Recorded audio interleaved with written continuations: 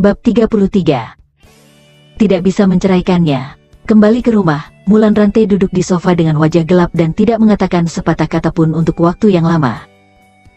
Dia awalnya berpikir untuk menangkap menantu emas dan menjalani kehidupan yang kaya akan emas dan perak, tetapi dia tidak berharap dan di Handoyo hanya omong kosong. Jika menemukan menantu seperti itu, bukankah seluruh keluarga akan jatuh ke dalam lubang api? Fakta ini benar-benar memukul wajahnya. Aurora Bliss juga dalam suasana hati yang buruk, selalu memikirkan kembali apa yang dikatakan Kenzi Harimurti saat itu. Bahwa dia ingin bercerai. Aurora Bliss menemukan bahwa pria ini telah berubah sekarang, dia tidak lagi patuh dan dia tidak peduli pada dirinya seperti dulu. Dia hanya ingin Kenzi meminta maaf kepada ibunya, namun dia berani menggunakan kata perceraian untuk memprotes. Akankah aku, Aurora Bliss, takut menceraikanmu? Lihat saja, siapa yang takut? Melihat ibu dan anak perempuan duduk di sofa dengan marah tanpa berbicara, Renal Bliss bertanya dengan batuk ringan. Apa yang akan kamu lakukan sekarang? Apakah kamu benar-benar ingin Aurora menceraikan Kenzi Harimurti? Mulan Rantai mengangkat alisnya, dalam hati ingin mengatakan. Omong kosong, jangan bercerai, mengapa tidak menunggu sampai waktunya? Begitu saya melihat sampah itu, saya marah dan semuanya berakhir. Tapi inilah yang keluar dari mulutnya. Renal Bliss tertegun, menatap putrinya dan berkata. Bagaimana denganmu, kamu setuju dengan usul perceraian Kenzi Harimurti? Aurora Bliss berkata dengan marah. Mengapa aku tidak pergi? Sekarang pria itu berinisiatif untuk meminta cerai, dia tidak peduli lagi padaku, kenapa aku harus mengganggunya? Renal Bliss tidak mengatakan apa-apa setelah mendengar suara ini, dia tahu betul suara macam apa itu. Karakter ibu dan dua ini, semakin membujuk mereka akan semakin tidak mendengarkan. Oke. Renal Bliss menghela nafas dan berkata.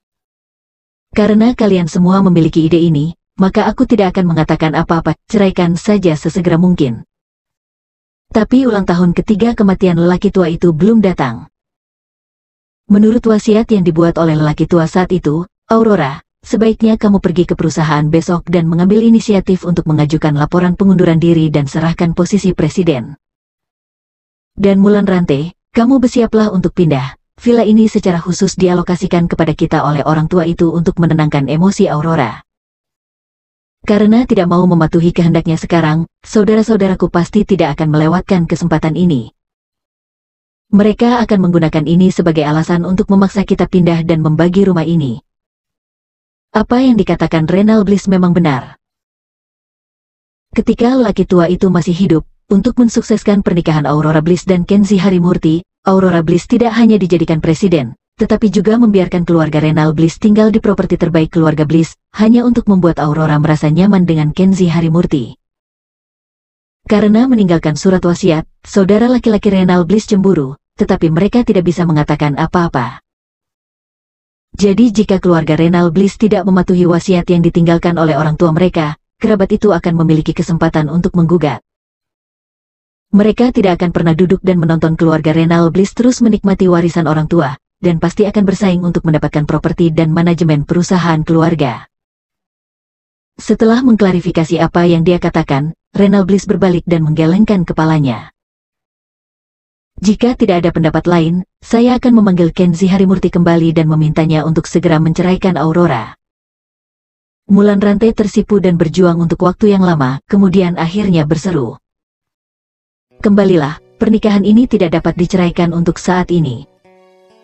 Dia tidak bodoh, tentu saja dia mengerti manfaatnya. Kenzi Harimurti, dia membencinya, tetapi untuk memperoleh manfaatnya, dia bisa hanya menahan diri. Di kota yang ramai, Kenzi Harimurti berencana untuk naik bus ke ibunya di kota tua untuk tinggal selama beberapa hari. Dia terlalu malas kembali ke Villa Bliss untuk melihat wajah jelek ibu mertuanya, tetapi dia tidak menyangka ibunya Ratih Wijaya menelponnya. Nak, apakah kamu bertengkar dengan Aurora dan ingin menceraikannya? Ratih Wijaya baru saja mendapat telepon dari ayah mertuanya, dan mengetahui bahwa putranya berdebat dengan menantu perempuannya. Ibunya sangat cemas hingga suaranya berubah. Kenzi Harimurti tertegun sejenak, lalu tanpa sadar menyangkal. Tidak, Bu, siapa yang mengatakan bahwa aku bertengkar dengan Aurora? Di telepon, Ratih Wijaya berkata dengan marah. Jangan berbohong padaku, aku tahu kamu bertengkar dengan Aurora. Nak, kamu terlalu bodoh.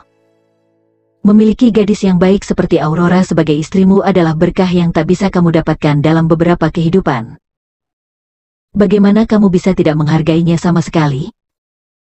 Kamu segera kembali dan minta maaf kepada Aurora. Jika kamu berani menceraikannya, saya tidak akan mengenali kamu sebagai anak.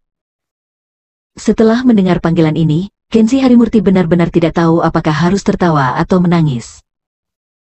Ibuku, apakah menurutmu aku benar-benar ingin bercerai? Tepat setelah panggilan Ratih Wijaya selesai, panggilan dari ayah mertuanya, Renal Bliss, masuk. Renal Bliss masih memiliki nada kuno, membujuknya dengan segala cara yang mungkin, berharap Kenzi Harimurti tidak akan marah, fokus pada keluarga dan pernikahan, dan bergegas pulang. Renal Bliss bahkan berkata dengan hati-hati di telepon. Aku baru saja memberi pelajaran kepada ibu mertuamu dan Aurora, mereka berdua sangat sedih sekarang, menyesali diri karena membuatmu marah. Menyesal dan sedih? Mungkinkah ada sedikit peluang untuk ini? Kenzi Harimurti tentu saja mengerti bahwa ayah mertuanya berbohong dengan itikat baik. Dengan karakter ibu mertuanya, bagaimana ayah mertuanya bisa memberinya pelajaran? Justru pada gilirannya, dia yang kan diberi sebuah pelajaran. Tapi hati ayah mertua itu langka. Dia masih sangat murah hati dan baik hati, dan berharap bahwa keluarga akan menjadi indah, dan hubungan antara putri dan menantunya akan harmonis. Kenzi Harimurti menghela nafas tak berdaya dan harus setuju. Dalam perjalanan kembali ke rumah Bliss, Kenzi Harimurti tiba di ujung jembatan dan melihat konvoi panjang melintasi jembatan. Ada sebanyak 8 Maybach hitam dalam satu tim, dan kecepatan mobil tidak terlalu cepat. Yang mengejutkan Kenzi Harimurti, tim itu berhenti di depannya. Seorang pria paruh baya berjas hitam masuk dan keluar dari salah satu mobil. Dia bermartabat dan memiliki aura atasan. Dia memimpin beberapa pria bersetelan hitam, dan sepertinya dia mencari dirinya secara khusus. Orang-orang ini luar biasa pada pandangan pertama, berpakaian sama, memiliki bentuk tubuh yang sama, berjalan dengan kecepatan yang sama, dan bahkan memiliki gaya rambut yang sama, rapi seperti tentara. Halo, Tuan Muda Kenzi. Pria parubaya dan beberapa jas hitam membungkuk kepada Kenzi Harimurti. Kenzi Harimurti menyipitkan matanya sedikit. Siapa kamu, dan mengapa kamu memanggilku Tuan Muda? Sebenarnya, dia sudah samar-samar menebak bahwa itu pasti terkait dengan ayah kandungnya yang tidak memiliki perasaan itu. Nama saya Jaden Blue, Anda dapat menganggap saya sebagai teman dekat dari pihak ayah Anda. Kami datang kepada Anda dengan harapan Anda dapat kembali ke kota X bersama kami dan bertemu dengan ayah Anda. Jaden Blue menghadap Kenzi Harimurti, selalu membungkuk rendah penuh hormat. Kenzi Harimurti tahu ini masalahnya. Dia menjawab tanpa basa-basi. Tolong kembali dan beritahu orang itu, ketika dia meninggalkan istri dan putranya, itu sudah menjelaskan hubungan saya dengannya. Tolong perlakukan saya sebagai pejalan kaki biasa dan jangan datang untuk mempengaruhi saya. Jaden Blue terdiam untuk sesaat, dia masih membungkuk. Tuan Kenzi, saya tidak ingin mengomentari urusan keluarga Anda, saya hanya ingin menyelesaikan tugas dan membawa Anda kembali ke kota X. Fikiru menebak Anda tidak akan kembali untuk menemuinya, jadi perintah yang saya dapatkan adalah saya dapat menggunakan metode apapun untuk menyelesaikan tugas. Dengan kata lain, apakah Anda akan menggunakan kekuatan? Nada bicara Kenzi Harimurti berubah dingin. Tuan, tolong kembali ke kota X bersama kami, kata Jaden Blue singkat, menundukkan kepalanya lebih rendah. Tapi di belakangnya beberapa setelan hitam melangkah maju dan mengepung Kenzi Harimurti seperti serigala. Kenzi Harimurti melirik mereka dan tersenyum dingin. Hanya kalian? Oke, saya ingin melihat apakah Anda dapat membawa saya pergi. Jaden Blue berhenti membungkuk dan saling memandang dengan bangga. Tuan Muda Kenzi, Anda sombong. Para prajurit Alpas kuat terlalu tangguh. Mereka bersama, kita dapat membunuh pasukan ratusan orang. Jangan bicara omong kosong, ayo maju. Jaden Blue berhenti berbicara omong kosong dan melambai dengan acuh tak acuh. Mohon jangan tersinggung Tuan Muda. Selama percakapan, beberapa jas hitam dengan cepat mengepung dan bekerja sama satu sama lain. Tugas mereka adalah menangkap Kenzie hidup-hidup. Bang bang bang. Ledakan berirama terdengar di udara tepat waktu. Yang terjadi selanjutnya adalah serangkaian jeritan. Hanya dalam setengah menit, semua orang yang dibawa oleh Jaden Blue ini jatuh ke tanah. Tubuh Jaden Blue dingin, seolah-olah dia telah melihat hantu, dan menatap Kenzie Harimurti dengan heran. Sulit baginya untuk percaya bahwa Tuan Muda legendaris Kenzie Harimurti, yang hanya pecundang, begitu kuat.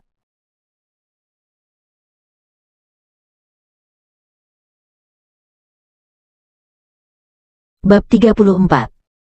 Identifikasi obat. Kenzie Harimurti melangkah maju, meraih kerah Jaden Blue dan matanya dingin. Aku akan mengatakannya sekali lagi, katakan padanya, jangan ganggu aku. Jika masih ada waktu lain, aku tidak akan begitu sopan. Merasakan niat membunuh yang kuat memancar darinya, hati Jaden Blue membeku, dan dia biarkan Kenzie memegang erat-erat kerah dadanya, tidak berani melawan. Harus diketahui bahwa dia Jaden Blue juga seorang master yang sangat kuat, salah satu dari 4 Jenderal Alpha Squad. Tetapi di bawah mata dingin Kenzie Harimurti, dia mendapati dirinya pengecut. Ingat kata-kataku, jangan ganggu aku lagi. Kenzie Harimurti melepaskan, mengabaikannya, dan berjalan maju. Jaden Blue kembali sadar, menggertakkan giginya dan berhenti di depannya lagi. Tuan Kenzie, saya tahu saya tidak bisa membawa Anda pergi, tetapi saya harus mengatakan sesuatu. Fikirum ingin Anda menemuinya karena dia ingin menahan Anda di ibu kota dan melindungi Anda dengan hati-hati. Kekuatan keluarga ibunya sangat khawatir bahwa Anda akan membahayakan status ahli waris keluarganya, dan saya khawatir itu akan tidak menguntungkan Anda. Ayah Anda khawatir saudara tiri Anda akan mengirim orang-orang datang kepadamu. Mereka yang dikirim pasti tidak sesederhana beberapa penjaga ini.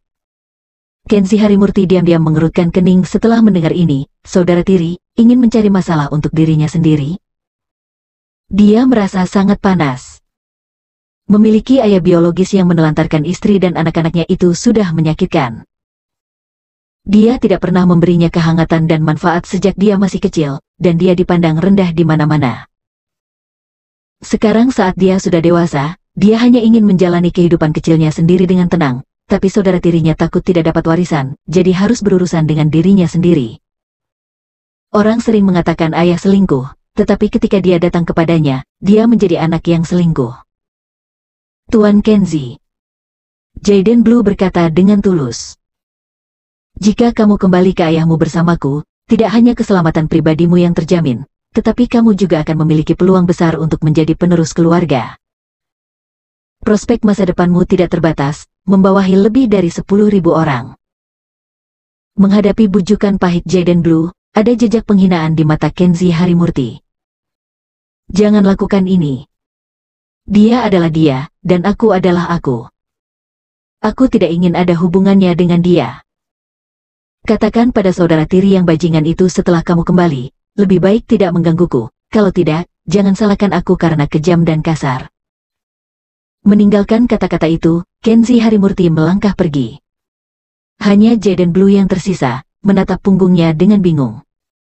Tidak lama kemudian, Jaden Blue kembali ke mobil dan menelepon ke ibu kota yang jauh. Jauh di ibu kota, di sebuah villa yang dijaga ketat, seorang pria parubaya dengan wajah yang agak mirip dengan Kenzie Harimurti duduk di belakang meja yang mewah dengan wajah yang megah, dan mengangkat telepon. Mendengar Jaden Blue berbicara tentang Kenzie Harimurti, pria parubaya itu sedikit tergerak dan bertanya dengan penuh minat, bagaimana dia sekarang, menurutmu orang seperti apa dia? Di telepon, nada suara Jaden Blue berhati-hati. Tuan Muda sama sekali bukan orang biasa, dengan pemikiran cepat dan keterampilan yang sangat baik, dan yang paling berharga adalah Tuan Muda memiliki temperamen yang baik, tidak rakus akan kekuasaan, dan tidak tergerak oleh ketenaran dan kekayaan. Tuan Muda Kenzie lebih kuat dari Tuan Muda lainnya.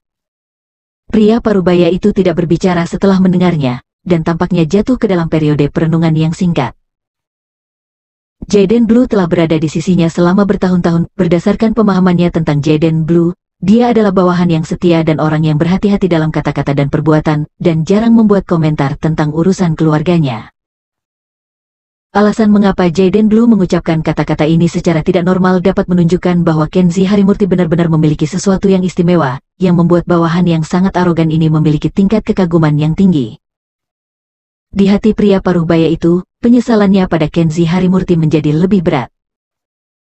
Kembali ke Villa Bliss, Aurora Bliss mengabaikan Kenzie Harimurti dengan dingin selama beberapa hari.